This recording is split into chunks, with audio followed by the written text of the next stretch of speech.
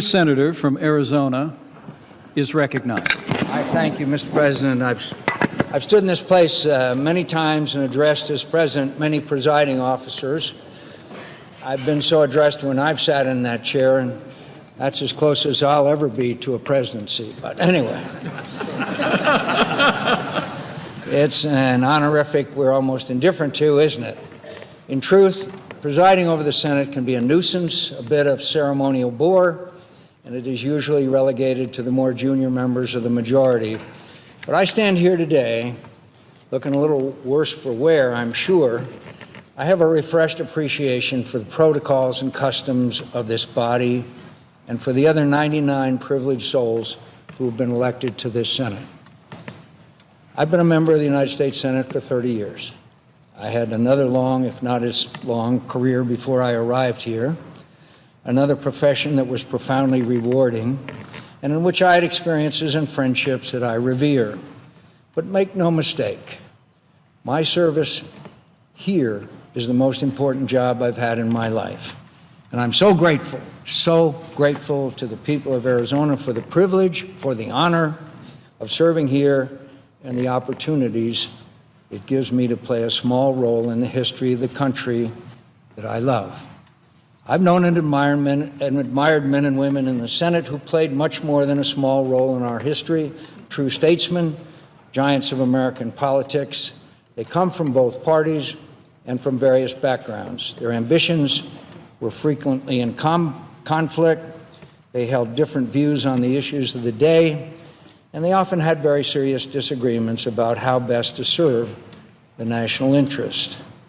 But they knew that however sharp and heartfelt their disputes, however keen their ambitions, they had an obligation to work collaboratively to ensure the Senate discharged its constitutional responsibilities effectively.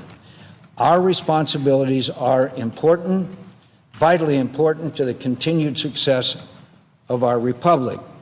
And our arcane rules and customs are deliberately intended to require broad cooperation to function well at all.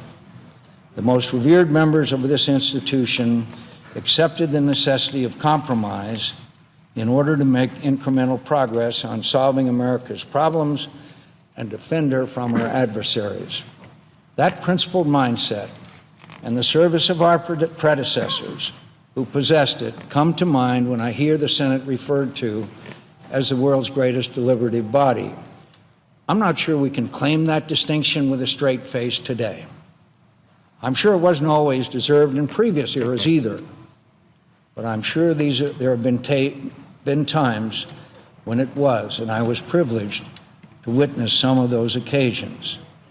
Our deliberations today, not just our debates, but the exercise of all of our responsibilities, authorizing government policies, appropriating the funds to implement them, exercising our advice and consent role, are often lively and interesting. They can be sincere and principled, but they are more partisan, more tribal, more of the time than at any time that I can remember. Our deliberations can still be important and useful, but I think we'd all agree they haven't been overburdened by greatness lately. And right now, they aren't producing much for the American people. Both sides have let this happen. Let's leave the history of who shot first to the historians. I suspect they'll find we all conspired in our decline, either by deliberate actions or neglect. We've all played some role in it. Certainly I have. Sometimes I've let my passion rule my reason. Sometimes I made it harder to find common ground because of something harsh I said to a colleague. Sometimes I wanted to win more for the sake of winning than to achieve a contested policy. Incremental progress, compromises that each side criticized but also accept. Just plain muddling through to chip away at problems and keep our enemies from doing their worst isn't glamorous or exciting. It doesn't feel like a political triumph, but it's usually the most we can expect from our system of government, operating in a country as diverse and quarrelsome and free as ours. Considering the injustice and cruelties inflicted by autocratic governments and how corruptible human nature can be, the problem-solving our system does make possible, the fitful progress it produces, and the liberty and justice it preserves is a magnificent achievement. Our system doesn't depend on our nobility. It accounts for our imperfections and gives us an order to our individual strivings that has helped make ours the most powerful and prosperous society on earth. It is our responsibility to preserve that, and even when it requires us to do something less satisfying than winning, even when we must give a little to get a little, even when our efforts manage just 3 yards in a cloud of dust while critics on both sides denounce us for timidity, for our failure to triumph. I hope we can again rely on humility, on our need to cooperate, on our dependence on each other, to learn how to trust each other again, and by so doing better, serve the people who elected us. Stop listening to the bombastic loudmouths on the radio and television and the internet. To hell with them.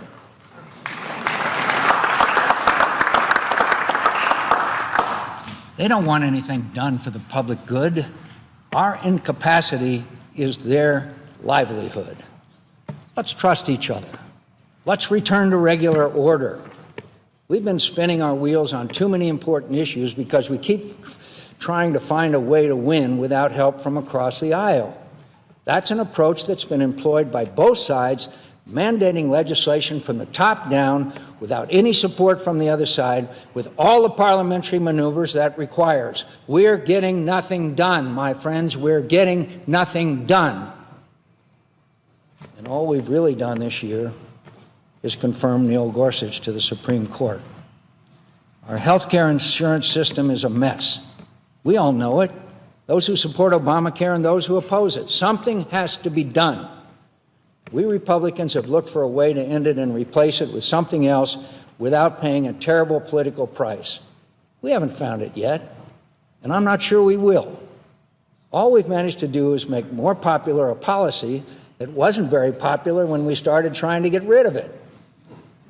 I voted for the motion to proceed to allow debate to continue and amendments to be offered. I will not vote for this bill as it is today. It's a shell of a bill right now. We all know that. I have changes urged by my state's governor that will have to be included to earn my support for final passage of any bill. I know many of you will have to see the bill change substantially for you to support it. We've tried to do this by coming up with a proposal behind closed doors in consultation with the administration, then springing it on skeptical members, trying to convince them that it's better than nothing. That it's better than nothing? Asking us to swallow our doubts and force it past a unified opposition. I don't think that's going to work in the end, and probably shouldn't. The administration and congressional Democrats shouldn't have forced through Congress without any opposition support a social and economic change as massive as Obamacare. And we shouldn't do the same with ours. Why don't we try the old way of legislating in the Senate? The way our rules and customs encourage us to act. If this process ends in failure, which seems likely, then let's return to regular order. Let the Health, Education, Labor, and Pensions Committee under Chairman Alexander and Ranking Member Murray hold hearings, try to report a bill out of committee with contributions from both sides.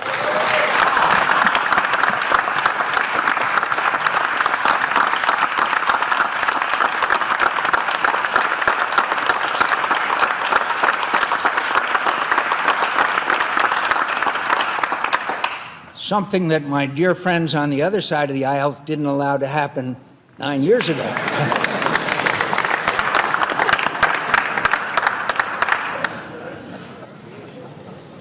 Let's see if we can pass something that will be imperfect, full of compromises, and not very pleasing to implacable partisans on either side, but that might provide workable solutions to problems Americans are struggling with today. What have we to lose by trying to work together to find those solutions? We're not getting done much apart. I don't think any of us feels very proud of our incapacity. Merely preventing your political opponents from doing what they want isn't the most inspiring work. There's greater satisfaction in respecting our differences, but not letting them prevent agreements that don't require abandonment of core principles, agreements made in good faith that help improve lives and protect the American people. The Senate is capable of that. We know that.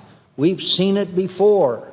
I've seen it happen many times, and the times when I was involved, even in a modest way, with working on a bipartisan response to a national problem or threat, are the proudest moments of my career and by far the most satisfying. This place is important. The work we do is important. Our strange rules and seemingly eccentric practices that slow our proceedings and insist on our cooperation are important. Our founders envisioned the Senate as the more deliberative, careful body that operates at a greater distance than the other body from the public passions of the hour. We are an important check on the powers of the executive. Our consent is necessary for the president to appoint jurists and powerful government officials, and in many respects, to conduct foreign policy. Whether or not we are of the same party, we are not the president's subordinates. We are his equal. As his responsibilities are onerous, many and powerful, so are ours. We play a vital role in shaping and directing the judiciary, the military, and the cabinet in planning and supporting foreign and domestic policies. Our success in meeting all these awesome constitutional obligations depends upon cooperation among ourselves. The success of the Senate is important to the continued success of America. This country, this big, boisterous, brawling, intemperate, restless, striving, daring, beautiful, bountiful, brave, good, and magnificent country needs us to help it thrive. That responsibility is more important than any of our personal interests or political affiliation. We are the servants of a great nation, a nation conceived in liberty and dedicated to the proposition that all men are created equal. More people have lived free and prosperous lives here than in any other nation. We've acquired unprecedented wealth and power because of our governing principles and because our government defended those principles. America has made a greater contribution than any other nation to an international order that has liberated more people from tyranny and poverty than ever before in history. We have been the greatest example, the greatest supporter, and the greatest defender of that order. We aren't afraid. We don't covet other people's land and wealth. We don't hide behind walls. We breach them. We are a blessing to humanity. What greater cause could we hope to serve than helping keep America the strong, aspiring, inspirational beacon of liberty and defender of the dignity of all human beings and their right to freedom and equal justice? That is the cause that binds us and is so much more powerful and worthy than the small differences that divide us. What a great honor and extraordinary opportunity it is to serve in this body. It's a privilege to serve with all of you. I mean it. Many of you have reached out in the last few days with your concern and your prayers, and it means a lot to me. It really does. I've had so many people say such nice things about me recently that I think some of you must have me confused with someone else. I appreciate it, though, every word, even if much of it isn't deserved. I'll be here for a few days. I hope managing the floor debate on the defense authorization bill, which I'm proud to say is again a product of bipartisan cooperation and trust among the members of the Senate Armed Services Committee. After that, I'm going home for a while to treat my illness. I have every intention of returning here and giving many of you cause to regret all the nice things you said about me. And I hope to impress on you again that it is an honor to serve the American people in your company. Thank you, fellow senators. Mr. President, I yield the floor.